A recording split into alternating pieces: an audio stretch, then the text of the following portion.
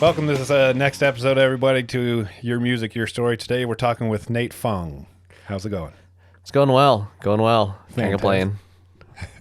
Well, I'll let you introduce yourself before we get into the questions.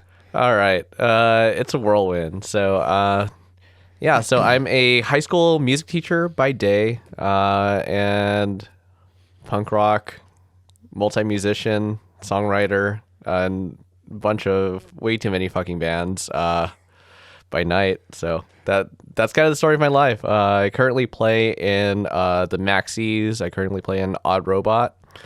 I recently joined this band called Poindexter. They're a ska punk band. Half of the members are in Michigan, and it's me, the vocalist, and our sax player live out here in Southern California. And I also have my own solo singer-songwriter, punk rock, ska, power pop project called Nate Phung. And that's how everyone seems to know me. Everyone refers to me as Nate Phung. Nice. So just curiosity about, because I've heard the Poindexter before.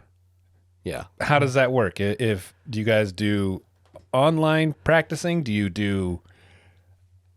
I mean, how does that work? So it's online practicing and online writing. So we actually have a Discord server where all the band members are in, and we have regular meetings, and sometimes we'll break it down. So I play keyboards for them. I also help out their horn line with writing parts. So there's been a lot of writing sessions where we're in a video call, like, hey, check out what the rhythm section recorded for this demo. Let's see what we could write, and then we figure out parts. We listen. It's like, oh, let's do this, and then do just play into it or sing parts, and then transcribe it out, and then layer onto their demos, and then that's how the demo process kind of worked, leading up to recording. Goodness, that sounds complicated. Like it takes a lot of work. I mean, once we worked out the kinks, you kind of got kind of into the groove of things, and kind of got used to the process. I mean, it's still quite a process for a band, writing and recording basically halfway across the country. Nothing big, Nothing big, no big deal. Halftime bands can't even get the people together to live down the street. Oh man, I can't even get my three-piece to get together on a regular basis. That's awesome. So when you help out with horns, do you do that on the piano, or do you play a horn like trumpet or sax or something like that too? So I do a combination. I haven't figured out the audio situation with getting my interface to work with Discord and work cleanly. So usually it's a process of me either singing parts or playing on whatever instrument I have around me, whether it's a guitar or a trumpet or whatever. Or sometimes, a lot of times, what I'll do is I'll quick write, because I also compose and arrange into like my music program. And then kind of record on a MIDI keyboard, layer on top of the demo, and then just kick it into the chat. Okay. Yeah. And that sounds complicated. It is a little bit time consuming, but we got the process down. Yeah, I mean, hey, nothing wrong with that. Fancy technology. Yeah. You got to go with that. So how long have you been playing with Odd Robot? Is that fairly new, or you've been doing that for a while? Odd Robot, joining them full time is fairly new, but I first got asked to record. Andy hit me up to record Glockenspiel for Take Me Away off of their second record. And then they pulled me in for some synth stuff. I threw down some synth ideas for their split EP they did with Tiny Stills. And they ended up just using the synths that I wrote for I'm a Cortisol Factory. Pandemic happened, of course, but then coming out of the pandemic, Andy had these demos for a new record, which we're in the process of finishing up right now.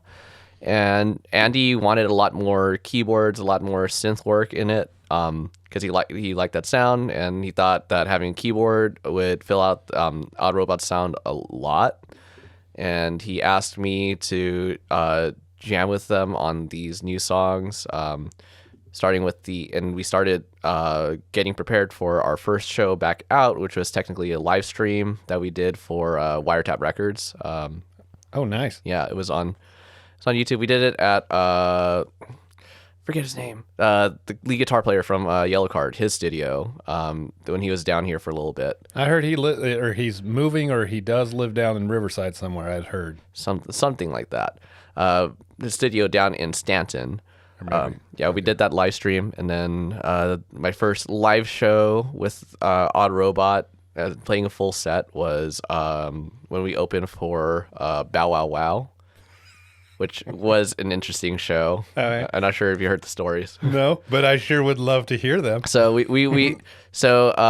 Bow Wow Wow, the band that's performing under the moniker of Bow Wow Wow, is basically just the bass player that's left from the original lineup, and like all the instrumentalists are steady. And we heard, from what we heard, they were actually auditioning vocalists during the sound check for their tour. Because they weren't even complete at that point. No. Like, that's cutting it close for sure. And then we found out that if you want to follow the singer of Bow Wow Wow, it's Annabelle's Bow Wow Wow. Wow. Yeah, so it's kind of like that whole Safe Ferris situation, it's kind of Like sort a of mixture So of the. Annabelle, the singer from Bow Wow Wow, has her own band now, doing Bow Wow Wow songs, and it's crazy because they're like playing in the same circuit in like Southern California. So because like I think a few weeks ago they played like totally 80s bar in like where is it, Long Beach, I think. Okay. Yeah. So, I mean, I'm just talking crap because I don't know. I don't know. I talk a lot of crap too. I heard she's trying to do the Safe Ferris, or she wants to take the name or whatever to play Yeah. the Safe Ferris. Except I kind of agree with her because I feel like she got into the industry very young, and I feel like she might have been a little bit exploited, but that's another conversation. Okay, fair Yeah. enough. So now with Odd Robots, is it still the 4-piece and now you make 5? Yep. Or okay, so I've it's been still playing as a 5-piece. I play keyboards and do background vocals and harmonies for live show, so really filling out the sound. okay. All right. So let's talk about your Nate Phung and the Funkadillo. No, Nate Phung and the Funky Bunch. there you go. the Yeah. Funky Bunch. So I was listening to some of it. Would you mind if we played some of it on here? Yeah, go ahead. I'll insert it in later. But so now, who is Nate Phung and the Funky Bunch? Is that just you, or do you have various musician comes in, or how does that work? Okay, so Nate Phung and the Funky Bunch. Nate Phung kind of started off my solo project, coming off of my first ska punk band, the Two-Tone Boners. Yeah. That's an awesome name. That my word of advice. So it was funny. I there was this thread on Ska Reddit. Someone posted worst ska band names, and I just put Two-Tone Boners. Don't ever name your band Two-Tone Boners, basically. But basically that band, we played the LA scene, played backyards and all that good stuff. We were all growing up together, and we all started getting busier, and life happening.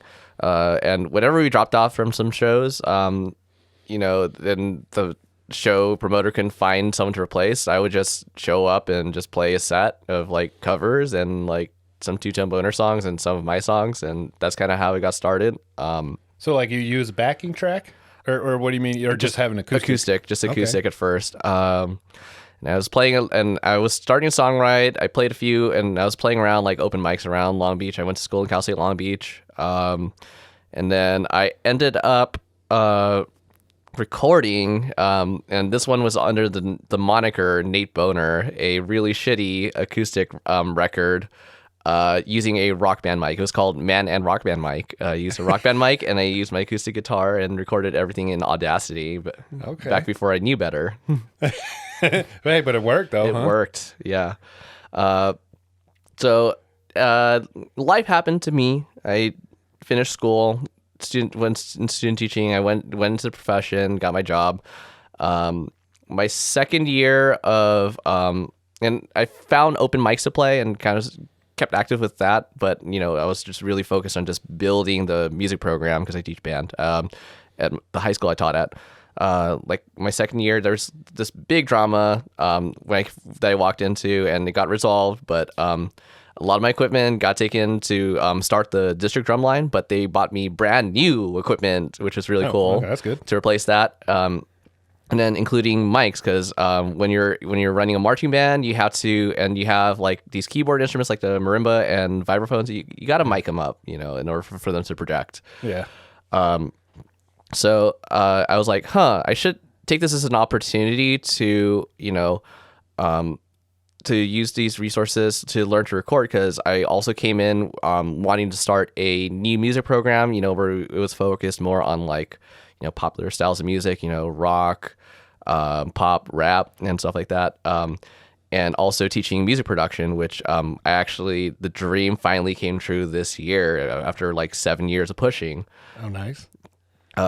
So I bought an interface. I bought a Scarlett 18i20, and I was like, I'm gonna learn how to how to record by myself, and do this kind of the right way. To this day, I'm still in the learning process, but I like to think I'm getting better. Oh, that's good. Yeah. But I ended up recording a full record, Growing Up as Dumb, using that setup. It was an 18i20, and I used everything was recorded on SM57s and 58s. Those were the only mics I used, and it was my first foray into like real audio production, and it was also with that. That was the main reason was for me to work on audio production, and then the songwriting actually just came secondary to that. Well, you had a degree, I don't say a degree in that, but that you already knew. Yeah. Going in. Yes. Okay. That's totally awesome. So just out of curiosity, so the only ones that I really got listening to, you had the Clown Suit, Playing Guitars Hard with Hooves, which I'm not going to lie, I chuckled. And then the Soundtrap Project. So there's kind of three different sounds, but yet there's similar songs. Like you have Michelle in two of them, but yet it's just different styles. So is it just you just recorded them and you're like, well, I'm going to go back and do this one separate, a different way or something? Okay, so so my last two multi-track releases were dropped on the same day. Soundtrap Project and Playing Guitars Hard with Hooves. They were two sides of the cassette that I put out, and Playing Guitars Hard with Who's was I wanted to do an acoustic release, so that was the concept behind that. So I re-recorded Michelle, I re-recorded Growing Up as Dumb, and All My Friends Moved to Santa Cruz, but did acoustic versions of it for that record. Okay. And on the other side of the cassette, which is the Soundtrap Project. It was all recorded on Soundtrap, which is this browser-based digital audio workstation that I use to teach and get my students started with music production. I used it for the last 3 years because it was what I taught when we went online when COVID happened. Oh, so when you weren't going into the school, you were just on the computers. Yes. It came out of the realization that, hey, a lot of my students aren't turning in these recording projects that I'm having them do, playing tests and stuff like that, so that we could do like a digital concert and do, like what Eric Whitaker does with the virtual choirs, which like a lot of schools did. We didn't get to do that because I found out with the demographics of my school and my kids, a lot of the kids didn't have a place where they could like play their instruments. Oh, that's too bad. Yeah, without bothering someone else. So, yeah, stupid neighbors. Improvise, adapt, overcome. That's just been the story of my career. It was a proof of concept that, hey, you could use this to actually put out something for my kids, basically. Okay, so it was kind of showing them, okay, here's something you can do with it. Yeah. It's not like it's a cheap piece. No, not at all. Which thankfully, we literally just got a computer lab set up like this week. Hopefully we're making the transition from Soundtrap into Logic, and I'm teaching my kids Logic this that'd be semester. nice. Yeah. Well, good for you for teaching them. So you're not just teaching band. You're not just teaching basic stuff. I mean, there's other stuff in there too. Yes. My whole perspective about music ed has been, trying to make music relevant. Because, like, you ask anyone off the street, like, do you like music? No one's going to say no. Yeah, for sure. Yeah, it's just so many people. There's a disconnect between. There's been a disconnect between music in schools and kind of the interests and personal experiences of just so many people and so many students, and just finding ways to get those people to engage in music making and showing them that you can do it. Yeah. Well, oftentimes the musics they're the ones that are up on the chopping blocks first when budget cuts come around, and that's unfortunate. I think it's a good at least. I mean whatever the word is. I mean, that's what I did when I was in junior high or in elementary school and junior high. I mean, that's when I started playing the drums because it's a lot more fun than going to math. Or social studies, stupid stuff. Yeah, and then I realize, especially like kids these days, the kids these days, it's a funky dynamic because, I think a lot of teachers say they feel there's a disconnect between their students and school and education, but I don't think that's it. It's just that kids are more in tune with what they're into. Like they know what they want. They know they have more defined interests than even what I did back in the day, back when I was in high school. They're more aware. They're just I have to just play into that and treat them at they're conscious, aware, self-actualizing people. Yeah, they're not just shut up, Bob. Do what I tell you to do. That's good. I definitely think that the creative aspect of the music part and a lot of those like with wood shop or whatever, I think the creative part really helps kids learn even the math or the whatever. Just being able to be creative, let out ideas. I think there's a lot more benefit to it than just, you know how to play the guitar or something.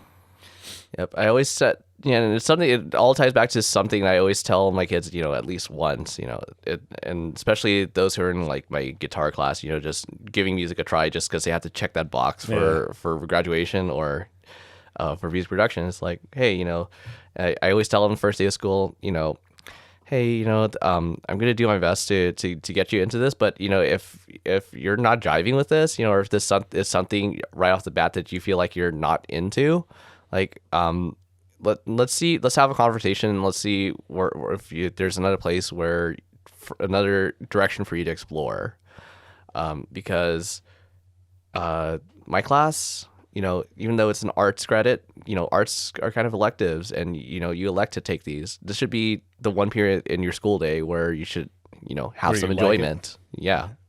So do you find kids are pretty receptive to that type of when you come at them in that direction?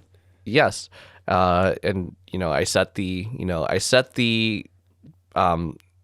barrier to entry in terms of grading pretty low, because it's like all I'm looking for is just effort from them, and just giving them just very baseline things, and I'll push them a little bit, like for my guitar class, as basically last semester they were supposed to just be able to play all their open chords, all 8 open chords, and I kind of just framed it as, hey, this is just, once you're able to do this, we'll be able to add on to this. And I'm not asking for it to be perfect. I just need you to just be able to play them for me. Were they pretty? So did most of them at least, like you could see effort? Maybe they didn't learn all 8, but. I can recognize effort, yes. And, and at least, if they try, I give them like most of the credit.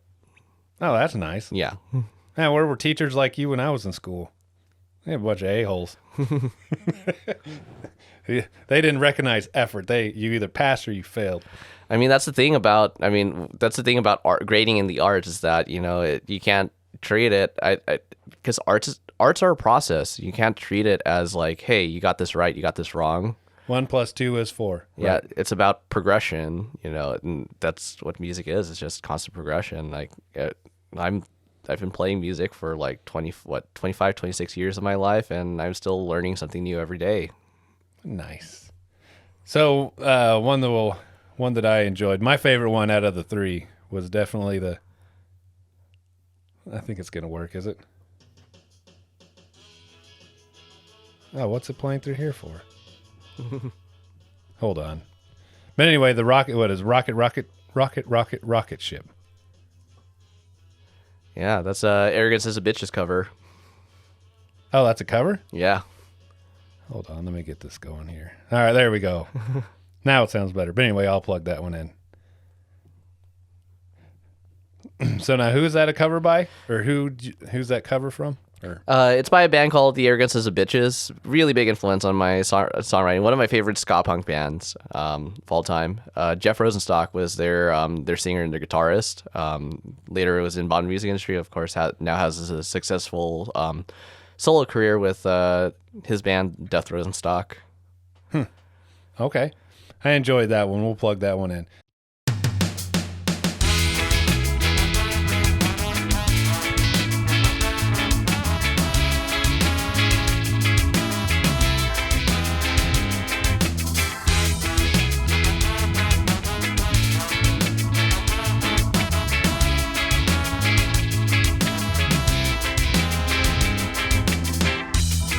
Exhausted, all the things I love.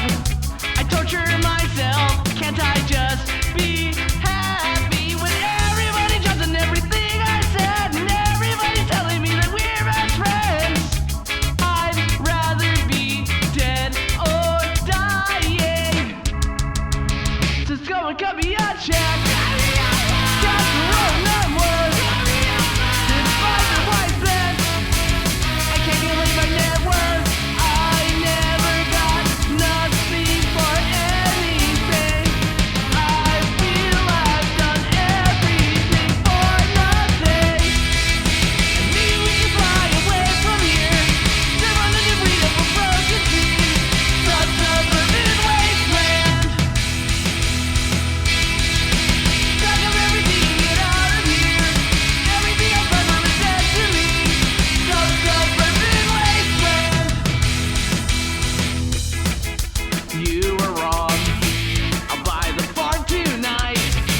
I'd like to spend time where no one can see me, and I'm dancing down the tracks of all our broken dreams tonight, and we can change our own whole destiny. Come on, nobody's with me. Just set me up with a check. Straight up with the money that I'm worth. And try to feel better, but I really feel worse. I never feel like feeling anything. I only feel anything for nothing. And maybe we can fly away from here, live on the debris of a broken scene, such a suburban wasteland. Pack up everything and get out of here. Everything I've ever is dead to me. Such a suburban wasteland.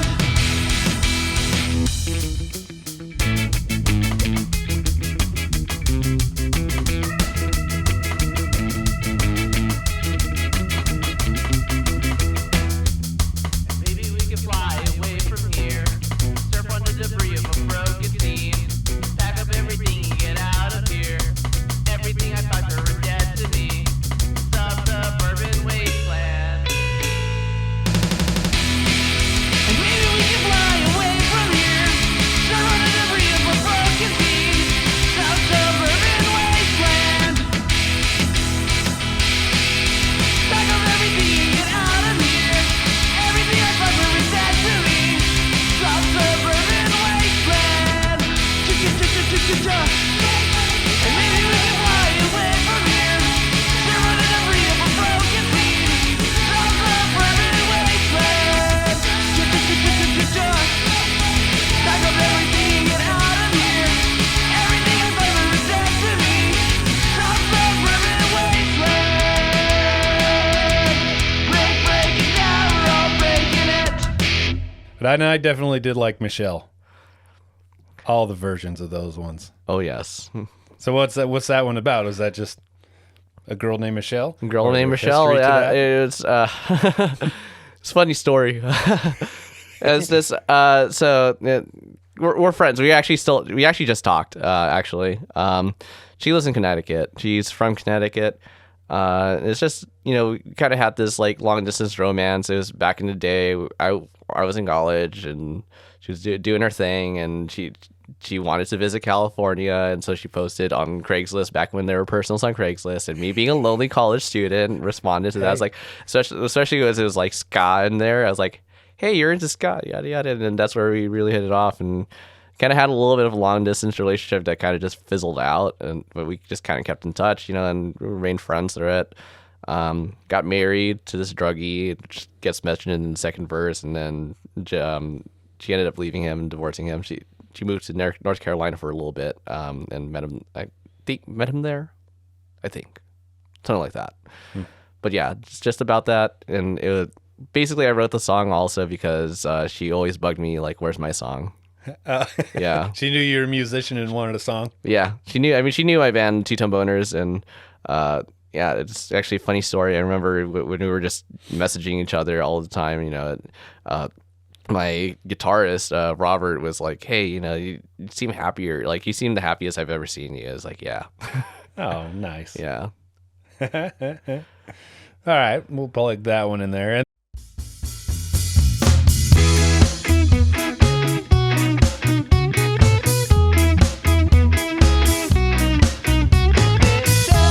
I know they haven't gone to sleep at all. Working graveyard in that little fast food stall. A little break time barely brings you any redress. My dear, I know you must be stressed. Oh yes, you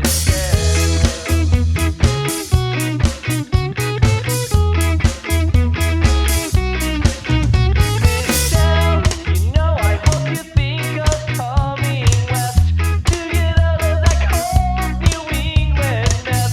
Thanks for bailing me out, Miss Moss. I'm blessed. You and I have something going, Michelle. Oh yeah. Cold swig I take out of your flask makes me wish that we could laugh like that holiday card sitting on my desk, withering each day that comes to rest. Look at us two tortured souls, never gonna sleep at home. I'm wishing that you're well, my dear Michelle.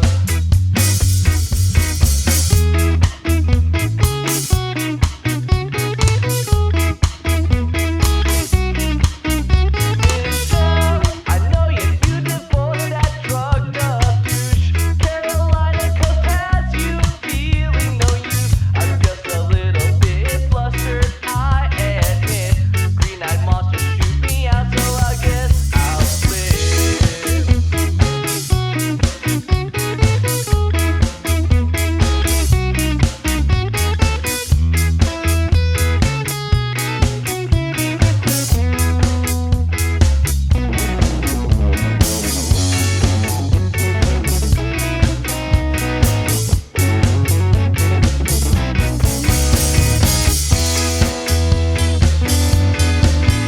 Cold swig I take out of your flask makes me think about our past, like that holiday card sitting on my desk, with each day that comes to rest. Look at us two tortured souls, always gonna sleep alone.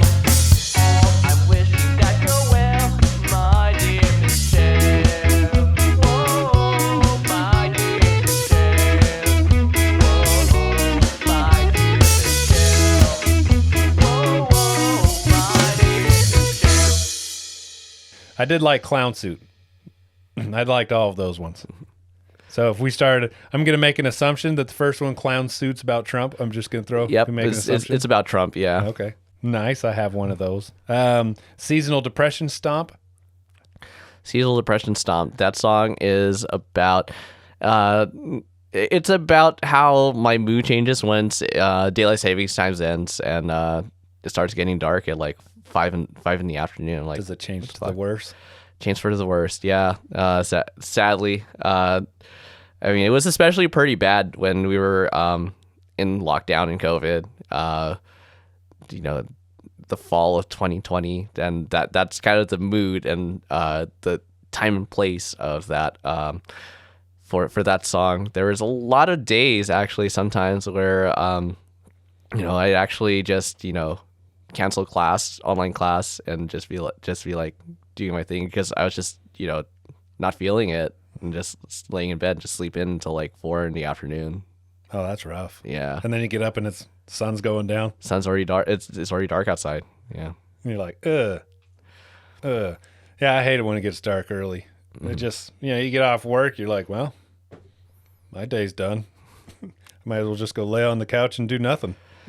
Yeah. Wake up in the morning to find that it is 4 p.m. I lost another day. It's time to cancel all my plans. But it's natural light, I guess I'll just stay in bed. Put another face and I'm dealing with others. When I just wanna close under my covers. Buckets catching up this existential dread. Try to heal this thing. Life makes it hard to do anything. Hard to function when you're running on empty inside. Damn, finally gonna try to do that thing. Try to finish everything. It's 5 o'clock and it's already dark outside. Spirit of the season. Try to do my job when I don't feel like existing. Don't even wanna sing or strum on my 6 string. Nothing even matters, but I'm doing everything I can. And with that sack of shit slowly striding on, listening to these sad boy pop punk songs. Surviving every minute makes it oh so fucking hard to plan. Try to heal this thing. Life makes it hard to do anything. Hard to function when you're running on empty inside. Damn, gonna finally try to do that thing. Try to finish everything. 5 o'clock and it's already dark outside. Spirit of the season.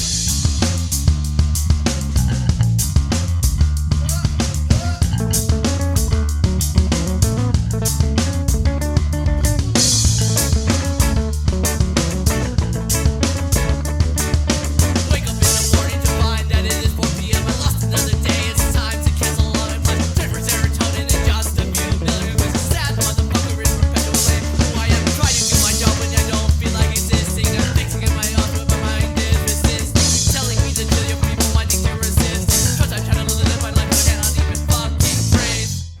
All right, and then, of course, I like the Michelle on this one. I don't know, I just like the whole clown suit EP. I like that one.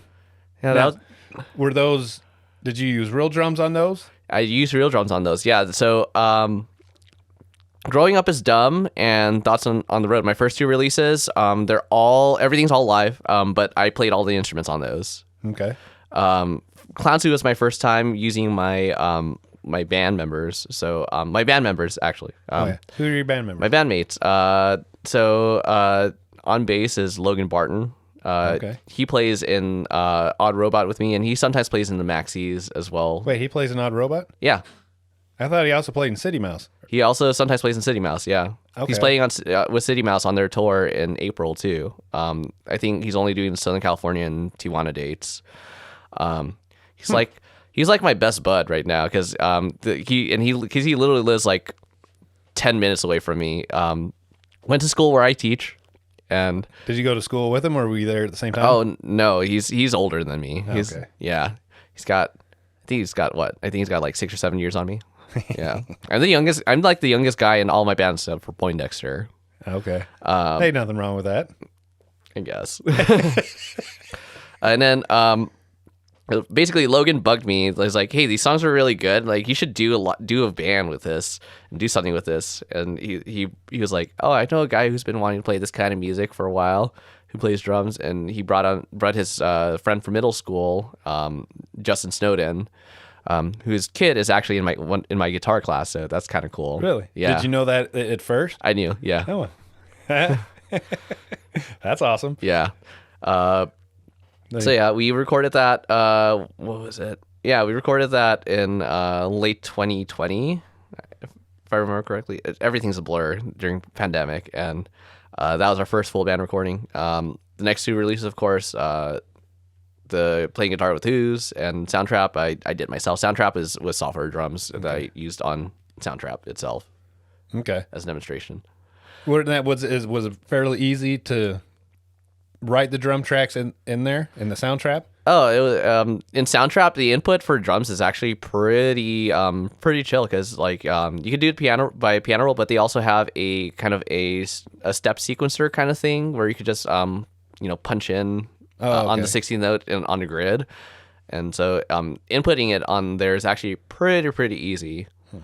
Now, did they have the sample sounds? Like, okay, I want a different snare, or you just had one snare and that was all you got? They have a whole library of drum samples.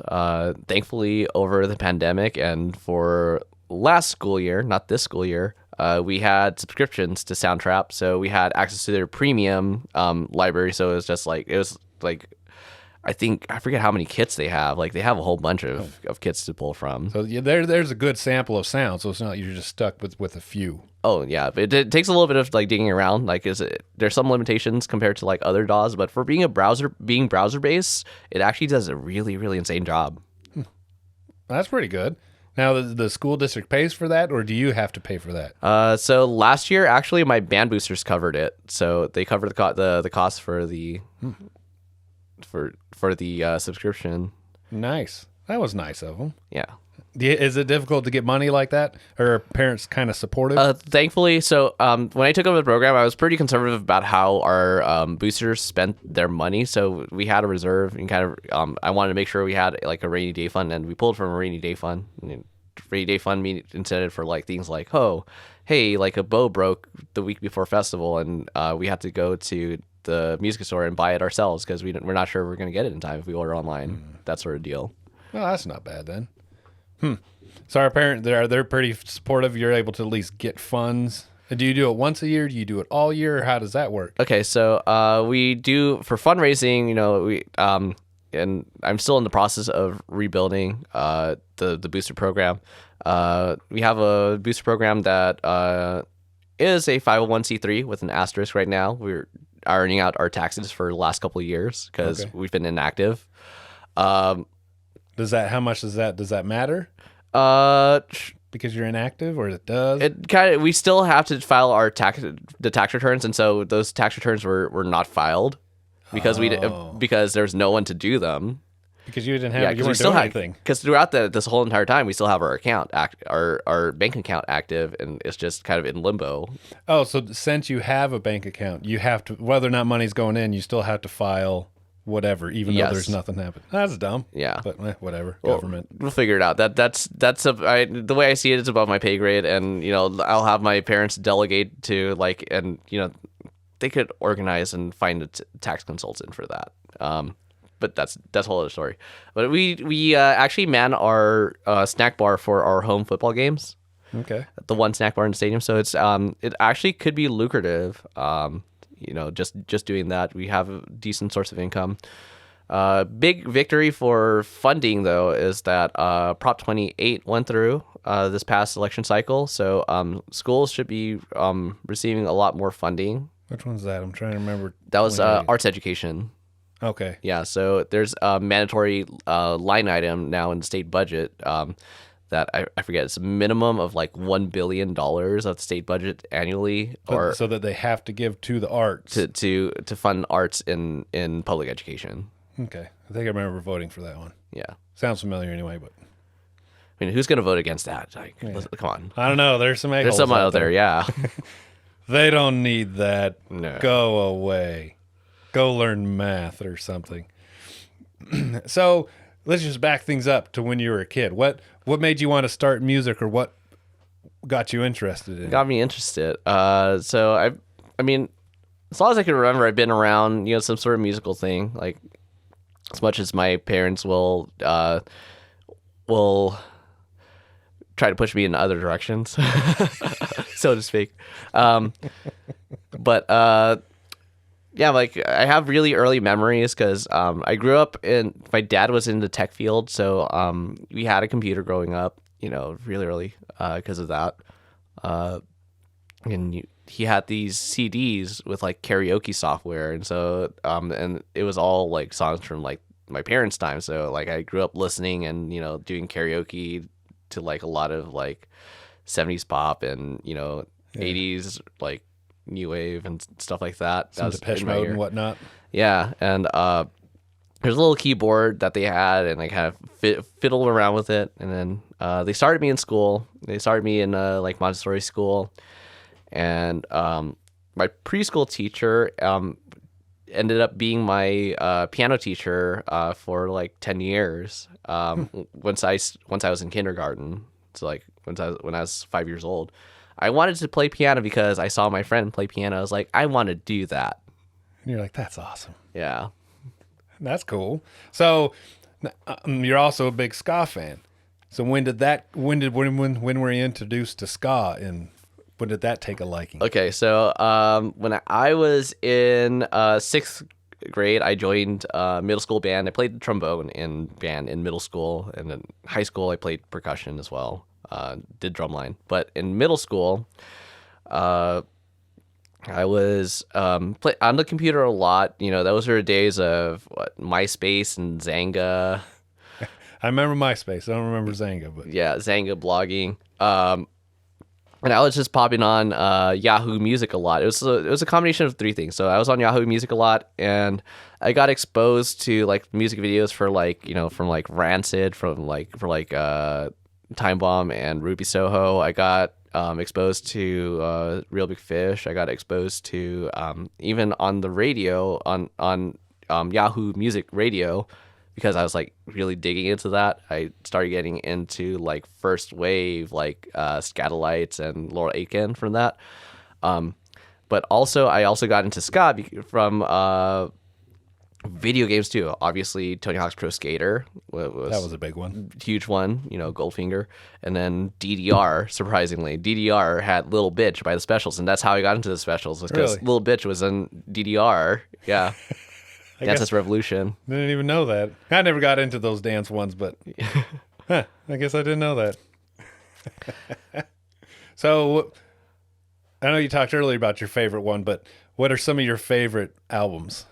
Okay. What are we talking within ska or just period? Whatever floats your boat. Okay. My all-time favorite album that I go to is actually very recent. Worry by Jeff Rosenstock. I feel like it's his masterpiece out of his entire body of work. It kind of encapsulates everything, and also encapsulates kind of his lyrical style with just kind of just angst and worry about people around him, and existing in like this society and this that's with just rampant consumerism and uncontrolled capitalism, with like all these companies profiting and lining their pockets with our suffering. Yeah, that's at the top of my list. Obviously, I listen to a lot of Op Ivy, so Energy is close second for me. And then let's see, the third one. I mean, third one's got to be the Three Cheers for Disappointment by Arrogance as a Bitches, another Jeff Rosenstock thing as well too. Yeah. So, as a music aficionado, when you hear stuff, do you kind of break it down? I hear the keys or what they're doing here on the sax or whatever. I could do that. I mean, but my first impression is really to just like, how am I connecting with this emotionally? Okay. So there's an emotional connection typically. Then you're like, this was complexly written, or this is easy, or whatever. Yeah, I have a music degree. I like that. I had this conversation because I was at the Guitar Center. I was like, I have a music degree and finishing my master's in music, and all I do is write shitty pop punk songs and play in shitty punk rock band. Yeah, I know that's kind of an odd combination, because when you get a lot of people with music degree, you play punk, ska. How dare you? That's the Satan's music. Like, they totally frown upon it. It's the music that I grew up listening to in like middle school and high school, and it's just the music that I connect with. It's my vehicle. That's why I write in those styles. That's kind of what I've accepted. That's your jam. Yeah. So let's talk about when you got your degree in music. Where did you get your degree from? So I finished my bachelor's in music education and piano performance at Cal State Long Beach in 2013. Did my teaching credential there, and finished in 2015. And my second year of teaching, I reapplied for my master's, and I'm still working on it. Even 7 years later, because I've been sitting on my thesis for like the last 4 years. And Can you do that? Like, I guess I don't know how. oh, I don't know. I actually am gonna see a doctor about this. I'm like 99% sure that I have undiagnosed ADHD. Okay. And there's just a history because I've always struggled with like bigger writing assignments. Like I failed my first semester of English in high school because I didn't turn in a paper. Started off with good intentions. Yeah. And then I feel like I kind of, half-assed things, or like it's very, the way I write my papers, stream of consciousness, somehow it comes off as organized and knowledgeable. So there's that. So I'm going to try to get some help for that. And a lot of friends who I've talked to who've, gotten help for that and, gotten to like medication or stuff like that. They found that it's been life-changing for the better, so. Well, yeah, a lot of stuff. I heard that does some good because I think there's definitely been a stigmatism on especially ADHD or even seeing a psychiatrist or psychologist, anything like a lot. Hey, like you're looked down upon because you did. So good for you. Good for you at least trying to get some help. Yes. And it's just, the past like 2 years since pandemic, it's just, I took time to really just focus on like my own, well-being and just, taking care of myself. I feel like over the last 3 years, I really figured out who the heck I was as a person, and kind of solidified, this is what I do. Like I was considering leaving teaching for a little bit, and shutdowns, and even through last year, last year I, kind of reignited that passion, through connection to my kids. I also learned how to kind of have that separation between, my work life and like my life for myself. So things just didn't become one big blur, and you didn't know where that, like you said, that separation was. Yeah, and that's something that happens in the profession too, the teaching profession, especially for like band directors who who have like marching band for like long hours and stuff like that, have other stuff, have after school activities all the time. Yeah, I can see that. Yeah, it's like you never go home really. Yeah, and one thing I had to learn on big changes because I just night and day difference between like how I treat my job. Compared to how I treated my job when I first got my job. I've learned to leave my work at work. Like the only times I'll take it home is if like there's like a really hard deadline. Like, I need to finish writing this music for my marching band kids so that they have enough prep time, or those little emergencies. But for the most part, once I leave campus, once I leave work, I'm done. I'm done. Yeah. I've been trying to schedule things that are after school a little bit more efficiently, and I think my kids also respect me for it because it also because if I'm respecting my time, it's showing an understanding that I'm respecting their time as well too. So I've been a little bit more conservative in terms of how much I'm scheduling for marching band. Okay. In particular, because marching band in Southern California schedule could be kind of a beast. Oh, really? Yeah. Just because of where you can do it, or what makes it difficult? Just sometimes some like powerhouse programs, they're like rehearsing like 3 times a week, like 3 or 4 times a week sometimes. Yeah, like outside of school hours. Well, so we have a high school just down here, Canyon Springs, and there's sometimes even in the morning, you'll get out there. Like, geez, man, I'll take her out, and you're just like, it's cold. What the hell are they doing? Or it's not even school time. What is going on? Do you have to do that often? We're probably going to have to do that next year because of my district's finally is changing their start times because of the law. They're going to be starting at 8:30. But technically, we could utilize that morning time as 0 period. So are they getting rid of a 0 period, or a 0 period is just now going to be moved up? Oh, no. 0 period, I think, is exempt from that law. So, yeah, just a regular start time. That's crazy. So what's your thesis about? So my thesis. So basically, I'm trying to put together and where I've been stuck and we're really close to figure out a solution for the procedures and of how to process the data. I'm looking into enrollment trends in high school music programs in Southern California. Okay. Looking at and comparing actually by course titles. So like band, orchestra, choir, but also inclusive of like newer offerings like mariachi, modern band, which is the academic term for like anything that's pop or rock music. So that you're not your traditional horns and drum line. So like a band kind of thing. That's Yes, what that would include. those kinds of classes, music production classes, and steel pan. Just trying to get the lay of the land, and seeing how whether there's just overall growth, overall just kind of staying the same, or if there's kind of differences between the growth or the decline of these programs, even within the same school sites sometimes. So what's your time frame that you're trying to collect from? So I'm trying to collect from. The tricky thing for me was figuring out, especially since COVID skewed enrollment for everyone, obviously. I can see that. So trying to figure out where the best data points are. But I think we could take a look at the data points as schools came out of COVID. So like, probably like 21-22 school year, 22-23, just between these 2 years. I might need to postpone it in another year, possibly just to collect that data as well too. Because you probably not during COVID.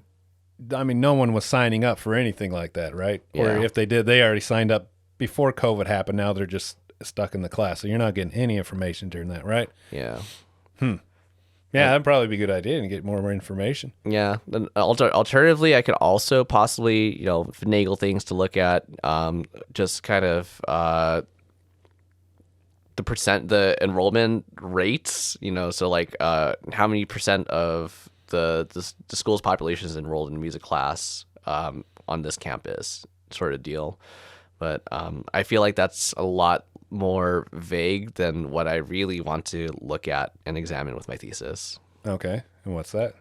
So like, just as a question, so you're just gathering, okay, this school here, they had an incline of just basic school music, whatever, and that's what you're looking for, or are you looking into the whys or just the overall number? Here's what happened with their rates. Yes, I'm actually in particular interested in examining the growth of non-traditional classes, so stuff that's outside of band, orchestra, and choir. So if schools started offering like mariachi, seeing how that's grown and how many students that's bringing into the program. Oh, so into not fold. you are interested in the traditional, but most focused on the non-traditional stuff. Yes, in particular. So how many schools offer that kind of stuff? Quite a few now, actually. And it's been pushed for since like the since the late 2000s.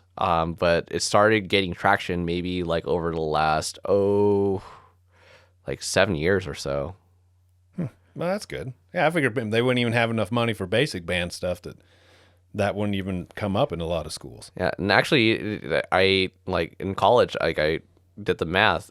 To start like a program like that is significantly less money than trying to start a band, like a traditional band class. Just because of the amount, you probably don't need as many people, as many instruments and all that stuff. Just the cost of the instruments. Like, look at the cost of guitars and amps compared to like, a sousaphone or a saxophone. Or, Well, we rented a clarinet. Them things were expensive back in the early 90s and 80s. Yeah. I can only imagine they're worse now. Mm-hmm. That's pretty good.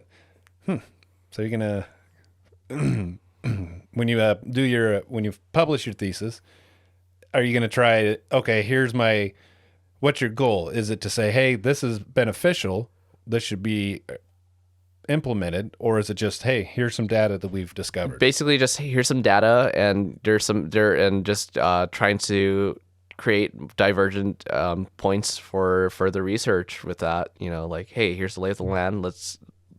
This things might be interesting. Let's take a look at that and see what's going on in future research. Okay. And it also sounds like if a school does decide to go there, to be like, oh, here's someone who got some data points for us that we could look at and say, yes, this is beneficial, kind of a thing. Yes, and it'll be good for advocacy. It'll be good for just getting the lay of the land in music education, because music education. I mean, academic research and education. If academic research and education in general is just lagging behind by like 10 years behind what current times, like music ed's like 15 years behind. Is it just because people don't want to, lack of funding, mixture of everything? Like, what would be that? I mean, it's just the way academia is, and higher education is. I didn't know that. Of course, I dropped out of college, Yeah. so like I know anything. Well, I mean, not what they're in terms of teacher training, but in terms of like research that's being published, and they're trying to get caught up, and they're doing a good job of getting caught up for the most part. But All right. Well, that's interesting. So another one, when I would talk with Dave, I was trying to find people to talk with. He also talked that you do a lot of subbing, and I don't know if you talked about this today. So what's it like to sub in for stuff? Like, how do you come about that? Hey, I can do this, and then they just call you. it's just been word of mouth. It looks like, because it's like it's funky. So 3 major gigs. It's because everyone in the Maxies knew that I got called to play for Bad Manners. So they're like, hey, we got to get this dude. Yeah. So Bad Manners. There's a story too. So it was literally just word of mouth. And because I knew people, I get this Instagram message while teaching. It was it, how many years ago was it? I think it was 2018 or 2019. I forget. But it was Manny. He plays in a bunch of bands in the LA area. I think he plays for Red Store Bums too. He was like, hey, I need a keyboardist. Do you have are you free on Wednesday and Thursday? And do you have your passport? And I was like, I'm free Wednesday, but I don't think I could. I'm free Thursday, and I have my passport. Why? It's like, oh, we're playing LA on Wednesday, and we're playing TJ on Thursday. Oh, that'd be crazy. And he's being vague. He's like, I could do Wednesday, yada yada. It's like, but what band's this for? And he's like, oh, it's for Bad Manners. I'm like, yeah, hell yeah, I'm in. Yep. Mm-hmm. Yeah. So, and by the way, this was like less than 48 hours before Wednesday. It was on Monday, and in the afternoon. Oh goodness.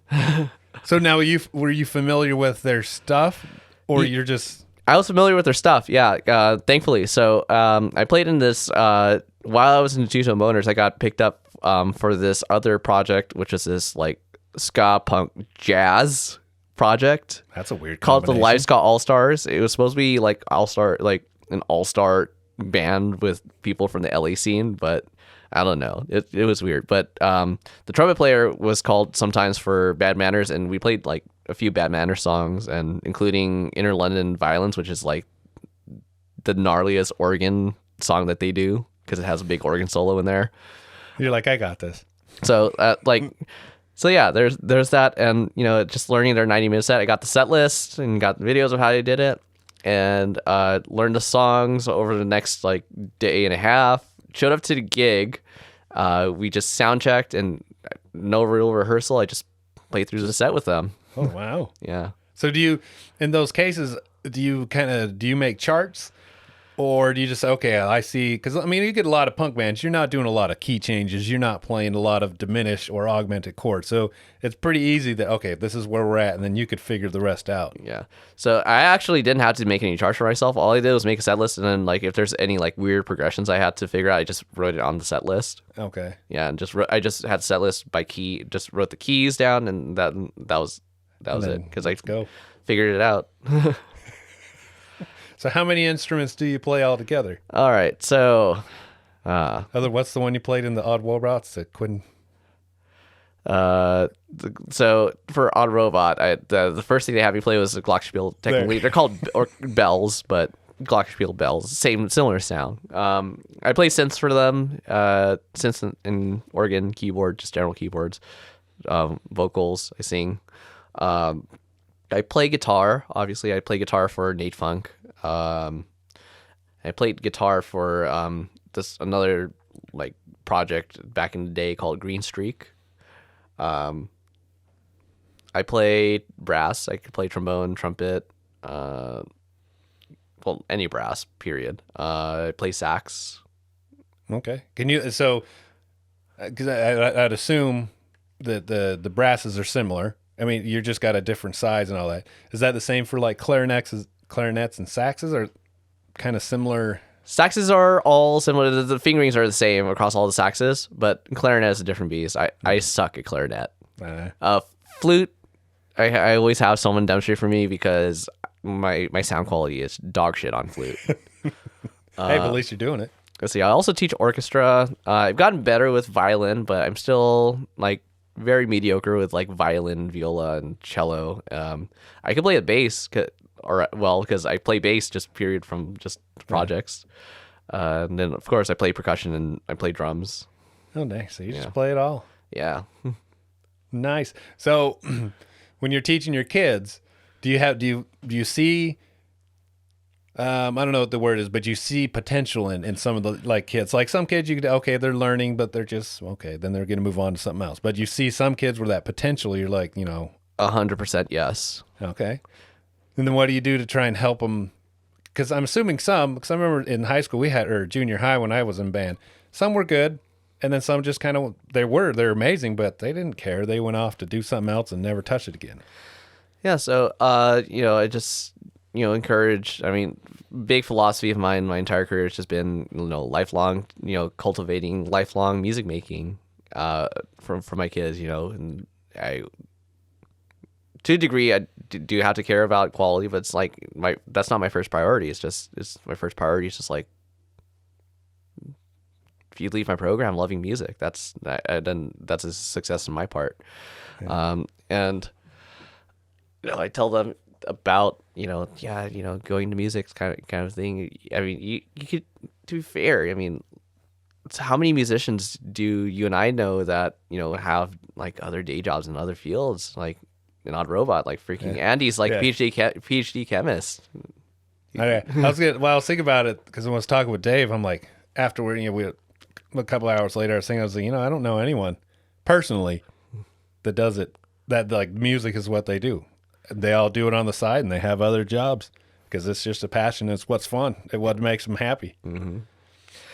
Yeah. And a few of my former students still play music, quite a few, and they support what we do. I do have a few former students who actually started a band with some current students doing like covers, and they've had some pretty rad gigs. Actually, I feel bad because I haven't like rolled up to any of these gigs yet, but gigs playing for like what were some names? I don't know. They're always playing at like the Canyon in Montclair, like all the time. Okay. A few of those students are involved. We're in that band. Also involved with an after-school program in my district called Teen Music Workshop. And actually, just like 2-3 weeks ago, they actually got to open for the Temptations in Beverly Hills. So it's Did they really? It's really cool. Yeah. The Temptations? Yeah. I didn't even know they're still going. Or as they were quipping, and as we were quipping, the Temptation, because I think it's just one left that's surviving. It's some replacement Temptations. But yeah, they're doing the thing. But I heard members from that band, the band I was talking about, have forming another thing, which is a ska band, which is yet to be named and yet to be playing out yet. Okay. So there's something coming. Something coming. Nice. Yeah. So none of your kids have gotten, hey, Nate, we need something on our little new ska band. Like none of them reached back to you? Not yet. I foresee it happening. Okay. For sure. Yeah. Well, that's totally awesome. Well, yeah, thanks for joining me today. And I really do think it's cool, especially like when we talk with Josh Hetfield, that you guys are out there teaching, cool people. I just remember I hated school because a lot of teachers were a bunch of a-holes. You just didn't care. They didn't make you feel like school was worth anything. Oh yeah, I was one of when I first came in, I was 100% like that. I was one of those teachers that was trained. I was like, oh, don't smile until December, and just being a stickler. But I started to question. I was like, well, if I keep teaching things the way I was taught, like I have to, and getting these same results, like, am I really getting the best results? I'm not getting the best results right now. So if I keep using the same thing, I have to expect the same results. So I have to do something different. So it sounds like you have. Yeah. It sounds like you've inspired some kids to be some ska players now. Yep. And I think that's also that just makes me cracks me up that your high school band director is encouraging ska, because I don't know why, it just seems like a lot. Most people that have music degrees just frown on the whole punk ska. The whole genre is just like, nope. I could go on a whole tirade about elitism in music, but it's a big reason why I have a piano performance degree that I don't use, just because, I mean, I love the classical piano literature, and there's a space for it, but like they're playing the same repertoire from like dead old white men from Europe that we have no disconnect. We don't have any like modern day cultural connection with, other than they're Western. They're part of our Western history. Do you have a favorite composer at all? If you do go play any of that kind of stuff? Chopin. Okay, that's your jam. Yes, guilty as charged. Hey, nothing wrong with that. Yeah, but especially with my band orchestra side, I've been on an initiative to try to program more composers of color and living composers, as well as women composers. Okay. So our festival program this year actually is reflecting that. Now, what do you mean your festival program? Like, what is that? Oh, so festival, that just means, so right now is concert season, typically in the spring, and typically around like late February, all of March into early April. It's what's called festival season, where you play for adjudication and for feedback, and that's why I don't know why they're called festivals, but they're called festivals. It's not a festival, but that's just what it's called. Yes. No. And then who are you trying? You're just trying to, like you say, trying to get women and composers of color. So what do you mean by you just find those people to come in, or what is that process? I try to find I've been having to explore. I've been trying to explore a lot more programming and pieces written by these composers just online, and trying to buy their music for my program. So like a composer that I'm a huge fan of, Kevin Day. He's a African American composer. He's a young composer, originally from Texas. Brilliant composer for wind band in particular. We're doing one of his beginning band pieces, Ember Skies. But this same composer also has written stuff that's been premiered by like the LA Phil, stuff for like brass ensembles, professional level wind bands, and he writes for orchestra as well. So that is just another question. How difficult is it when you're? I'm just going to assume it. In junior high, you had beginning band, you had intermediate band, and I think there was like I don't even know, better than those ones band. So what's the process of, when you're finding sheet music, okay, this one's way above this level, this has to go here, or this, is it easy to find stuff for all your levels? It's a challenge. So my kids this year in particular are pretty young and still very, very much young in their development as musicians. So I have to make sure I program appropriately for them, so that, it's achievable for them, So as a conductor, as a band director or orchestra director, you have to consider your ensemble skill level, and it just comes from knowing your kids and what they're capable of, and how much is the next step for them, and making sure that it's an appropriate next step, and it's not like. So it's achievable, but it's not so difficult that they're going to fail, or it's too easy. Yes. It's that middle, you're finding that middle ground. Exactly. Do you compose some of your stuff, like some of the music that you give them? I do compose. I actually need to get back in. I've been neglecting my composition side, but every year since 2017, I've actually arranged the marching band shows. Okay. So all the marching band music is all arranged by me. And it's really cool because it gives me the liberty to pull from really cool sources. Like in 2018, we did We did a show where we pulled in 7 Years by Lucas Graham as our opener. We did a Jeff Rosenstock song as our ballad. And nobody knew. That no one knew, yeah. And then like this past year, we did a Chris Farron. Chris Farron put out this really cool record last year, Death Don't Wait, original motion picture soundtrack, which is a total left turn because Chris Farron's normally like this like indie pop songwriter.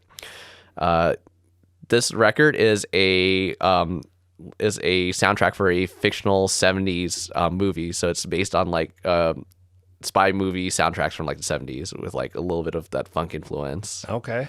So I actually arranged some of that music and used it for a spy themed marching band show this past season. So what do you use to arrange your stuff? For arranging, I use Finale. It's just what I grew up with and what I'm comfortable with. I'm just really fast with arranging on that. Okay. And then you use a keyboard, or do you just do it by hand, or both? I click it in. I click so everything you're in. Yep. Yeah, I used to do it. My first year there at teaching, I did a speed arranging challenge because I got a basketball band started that year. Oh, well, one to play at basketball games. To play at basketball games, yeah, and it was always small. So my constraints were it had to be for flexible instrumentation. So like sometimes we'd have like only like 4 kids show up, and then it's me on drum set. So flexible arrangements, and it has to be short because timeouts are short, like 30 seconds long. Yeah. So I would on those basketball game days, I would be in my office and try to see if I could compose a song or a song in like 1 hour. There's one time where I turned out 3 arrangements in 1 hour. You ever watch those YouTubes where them dudes are doing that? Kind of, sort of, yeah. And the challenge was that we would rehearse it and play it at the game that evening. Oh, wow. Yeah. Oh, wow. That's got to be tough. It was fun. It was actually fun. And it actually built our library. So like we went from like playing the same 3 songs every football game to like, hey, we could pull from like 20 tunes that we could play for football games. What are we going to play this football game? Oh, I'm sure. Did your kids like that more? The kids loved it. Yeah. The broader. Because it's like they were tired of playing Louie Louie, Seven Nation Army, and Go Big Red. Oh, that's awesome. That's awesome. All right, Nate, well, thanks for joining me. We'll have to do it again. You have to come back when you finish your thesis. Oh, yeah, most definitely. Interesting talking about it. I got stuff coming down the pipeline. So Poindexter has a record coming out. Odd Robot's finishing the record. And Nate Phung, we're recording an EP this month. So where are you doing that one at? We're doing it ourselves. Yeah. Okay. So and is this going to be the full band? It's full band. We're going to be recording, doing our principal recording in our bass player's living room, actually. Hey, nothing wrong with that. Yeah. Sometimes you got to use those living rooms. Well, I wanted to record drums in there for the longest time, so we get the chance to now. So you guys are doing everything start to finish? Everything start to finish ourselves. So I'm going to be recording, I'm going to be mixing and mastering as well. Hot dog. How many songs? 4 songs. Okay. Nice. All righty. Well, thanks for coming and have a good evening. Thanks for having me, Jeff. All right.